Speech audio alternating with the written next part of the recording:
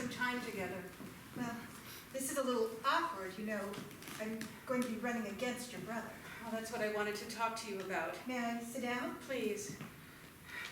Now it's time for today's stoner soap. What dementia, again, I forgot. I was hoping you could watch television with me, a soap opera.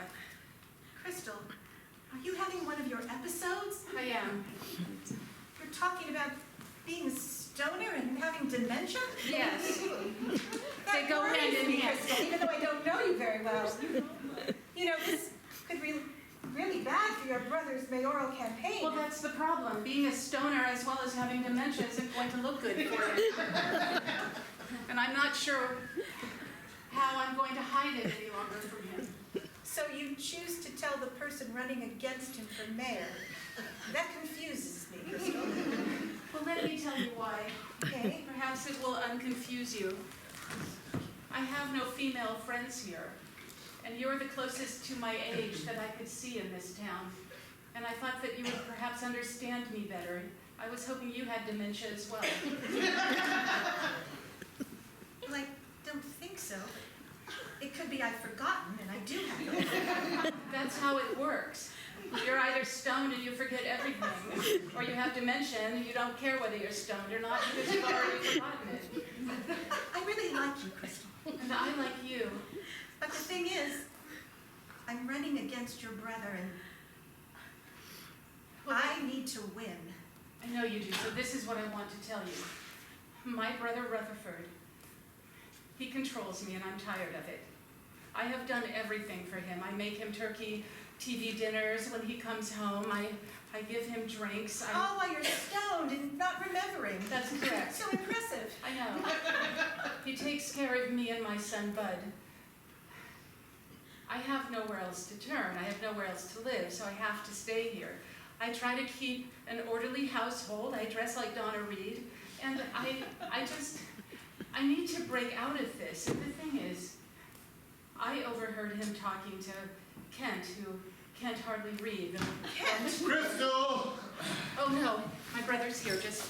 Oh, Rutherford! oh, looky here. Looky here. Olive. Hello, RJ. How are you? Olive just came over to watch a soap opera with me. Better. Better? Yes. I thought we were going to have to do something like this in a more public forum, but it looks like you'll get to have a little bit of your humiliation as an appetizer. What are you talking about, Rutherford?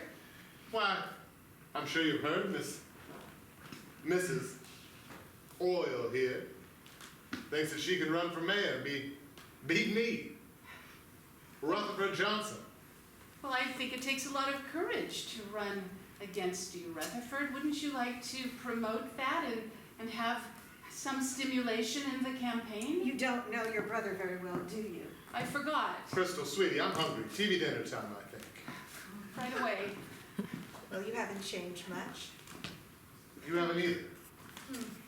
Are you still married to, What's his name? Of course I am. We would have heard by now if he If what? finally quit you. Please. The Lord knows he would have had the right. That's man. not going to help your campaign. Stand up to your henpecking. Slashing mud at me. It's not going to work. Well, This then why- town is ready for something different, RJ. You know why? Because the women of Beaver Pines are sick of men telling them what to do, forcing them to prepare TV dinners. My God, man, what's wrong with you? Forcing her to prepare? Why, I give her a place in my home. She's a divorced woman. She has no line of credit. She has no job, no qualifications. The only thing she is fit to do is keep a house. And I give her a house to keep. Well, when I'm mayor, women are going to have a lot more opportunities in this town. They're going to be able to get a credit card.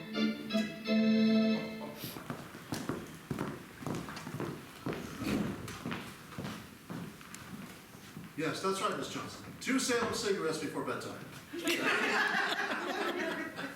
Dr. Eastman? And, excuse me, yes, and your son should be able to sleep right as rain. Thank you very much.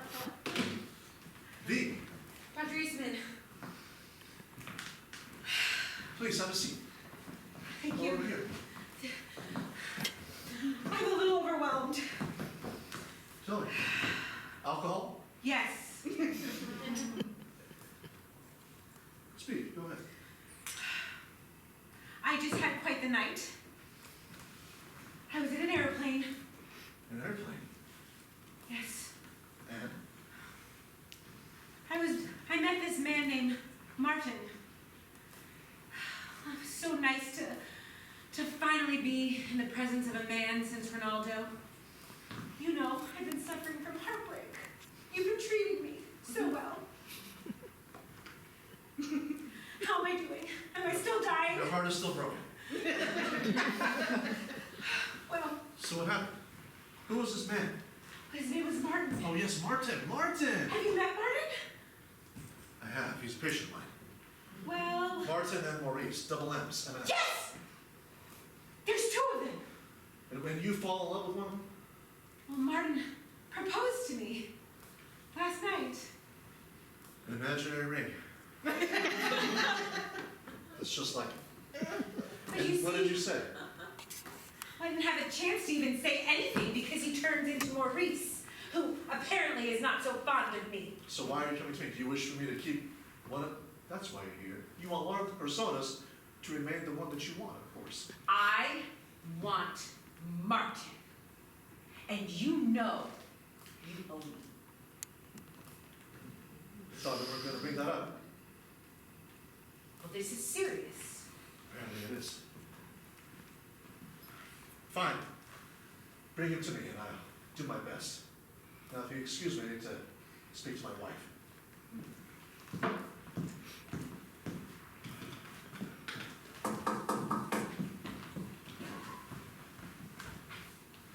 Ah, sweetie, please. Well, Thank you. how have you been? Oh, I'm fine. I was just wondering if you can perform a test for me. Of course. A pregnancy test! A pregnancy test? This will make it number 4. Yes. Well, of course, I'll do that for you right away. You just go ahead and... Well, tell me what to do.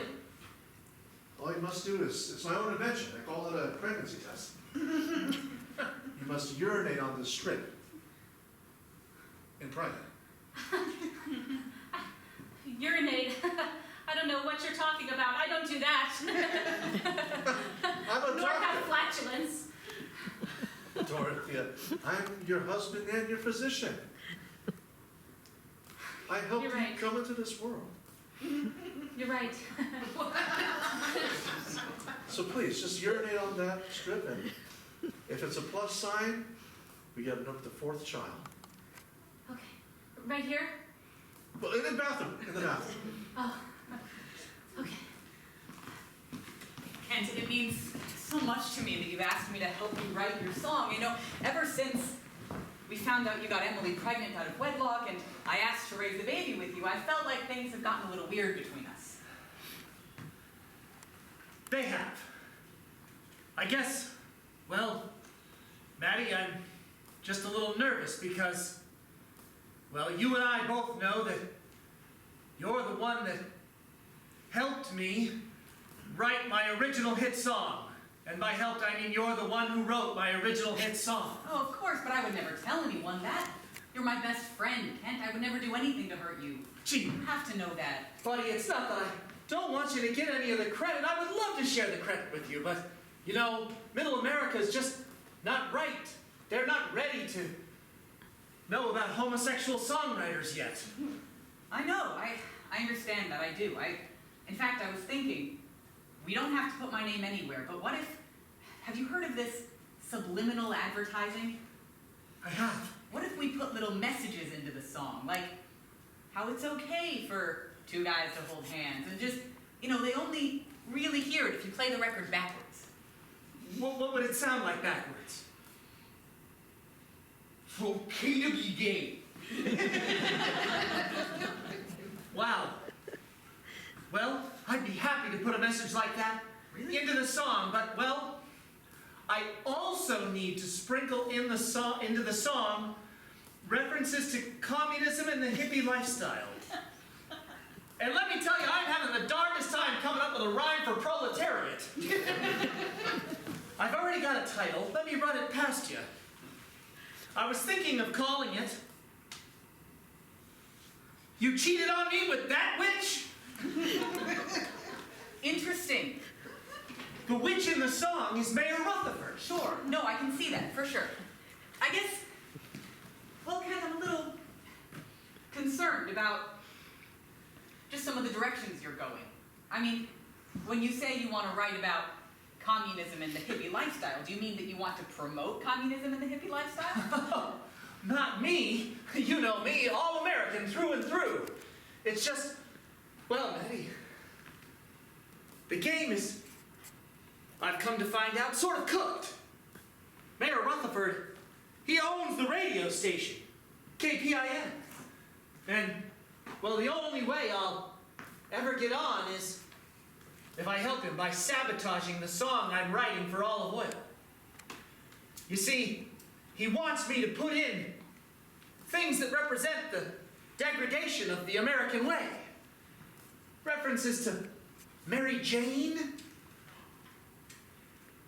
Kent, this doesn't sound like you. You wanted to write songs out of artistic passion. You wanted to write songs that did good for the world. What is this going to do? Help re-elect some man who doesn't care about progress? You see, Maddie, I did want those things. I really did. But then I looked deep down inside and I realized that also I just really want to be famous again. It's really cool. So you'll still help me, right? Maddie, come on. You know I can't write a hit song on my own. And maybe you should write better hit songs, Kent. No, I'm not going to help you with this. I'm not going to help you get the mayor re-elected. That's absurd.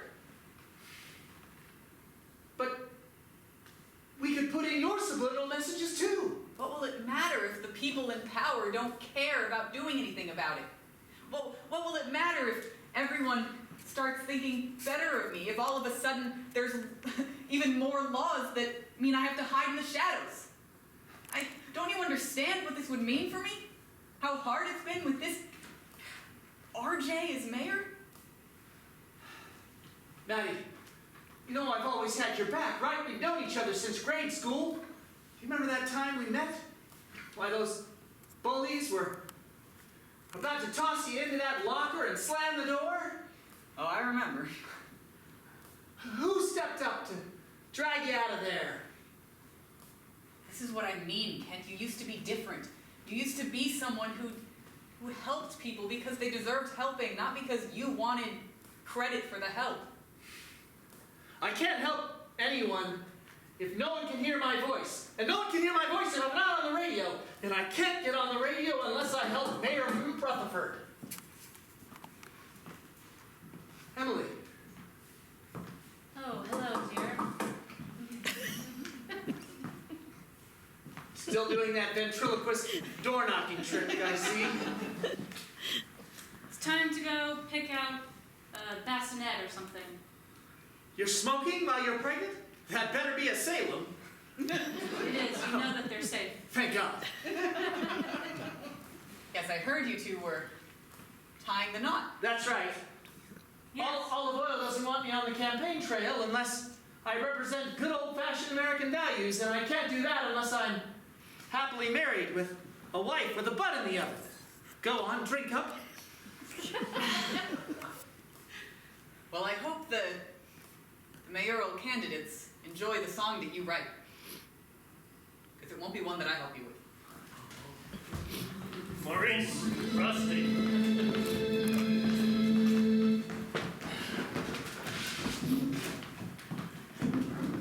Here, I already got your drinks. Thanks. Look, I need to talk to you about a matter. You up to it, Maurice? Why don't you take it easy on him? You know what he's going through. I'm in.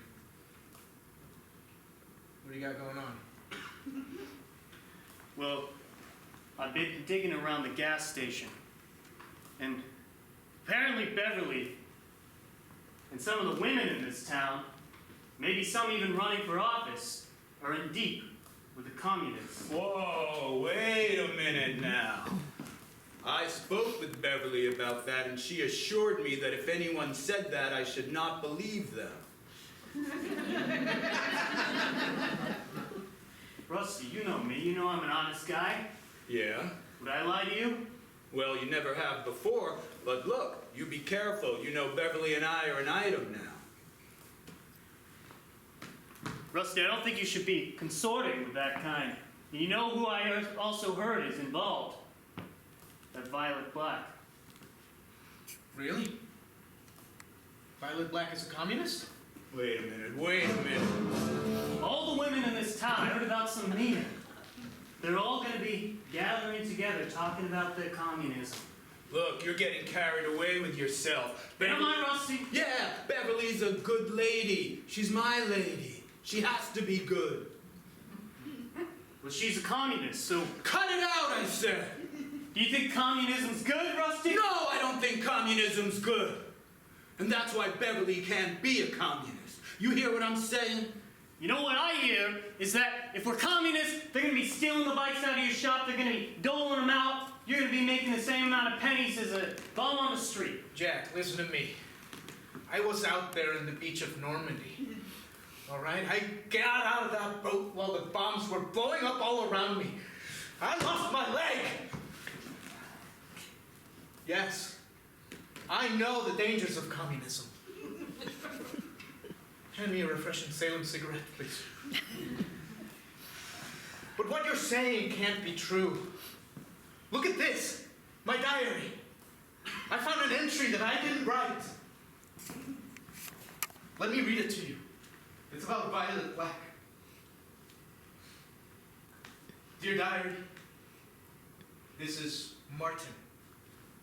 Well, that's not your name. I know. It says, last night I had the most wonderful time with Violet Black. I took her up 30,000 feet in the air without realizing scared her a little. But then I gave her a story about my childhood. And then we talked some more. She is the woman for me. I wanted to make it sound very sinister.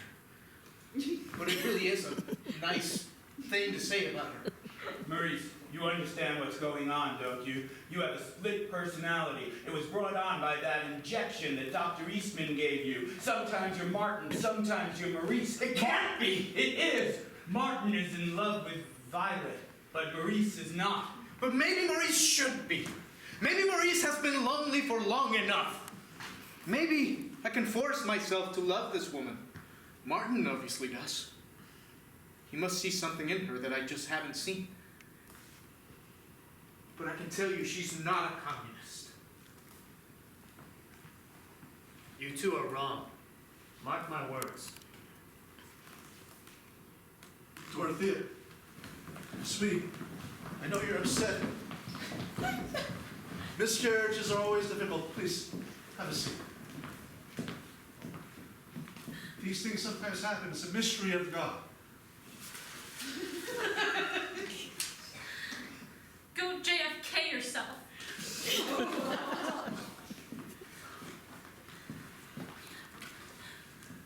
I know you don't mean that. Listen, Do. Jason, Francesco Niggers.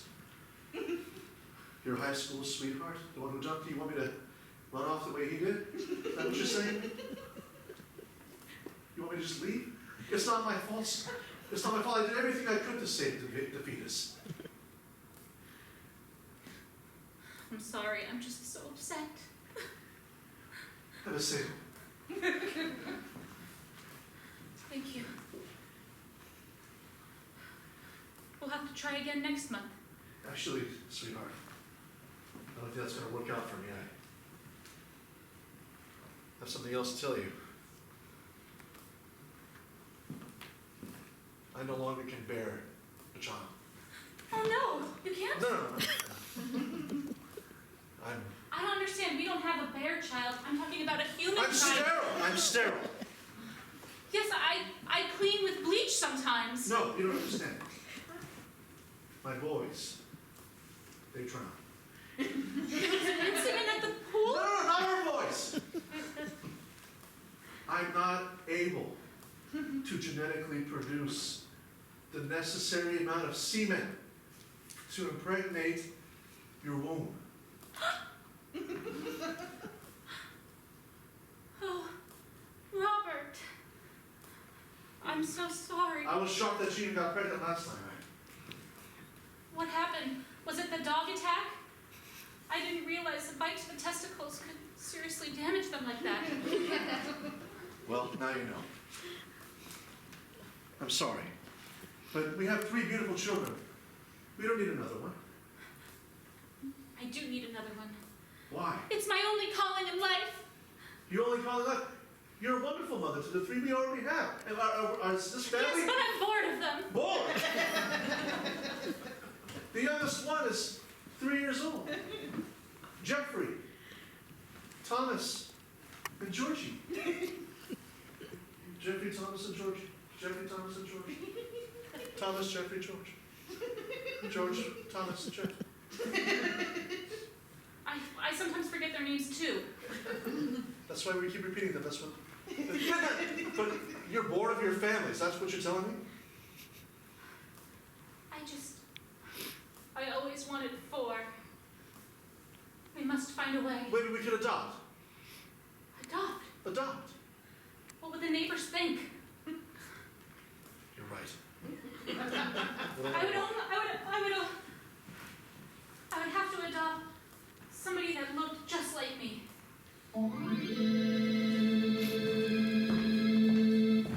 And now, a word from our sponsor, Salem Cigarettes.